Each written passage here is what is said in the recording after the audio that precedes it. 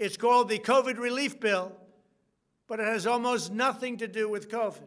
This bill contains $85.5 million for assistance to Cambodia, $134 million to Burma, $1.3 billion for Egypt and the Egyptian military, which will go out and buy almost exclusively Russian military equipment, $25 million for democracy and gender programs in Pakistan, $505 million to Belize, Costa Rica, El Salvador, Guatemala, Honduras, Nicaragua, and Panama, $40 million for the Kennedy Center in Washington, D.C., which is not even open for business, $1 billion for the Smithsonian, and an additional $154 million for the National Gallery of Art.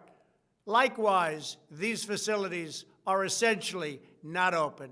$7 million for reef fish management, $25 million to combat Asian carp, $2.5 million to count the number of amberjack fish in the Gulf of Mexico, a provision to promote the breeding of fish in federal hatcheries, $3 million in poultry production technology, $2 million to research the impact of down trees, $566 million for construction projects at the FBI.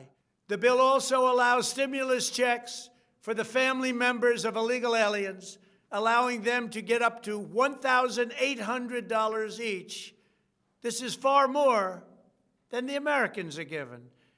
Despite all of this wasteful spending and much more, the $900 billion package provides hardworking taxpayers with only $600 each in relief payments. And not enough money is given to small businesses, and in particular restaurants, whose owners have suffered so grievously. They were only given a deduction for others to use in business their restaurant for 2 years. This 2-year period must be withdrawn, which will allow the owners to obtain financing and get their restaurants back in condition. Congress can terminate it at a much later date, but 2 years is not acceptable. It's not enough.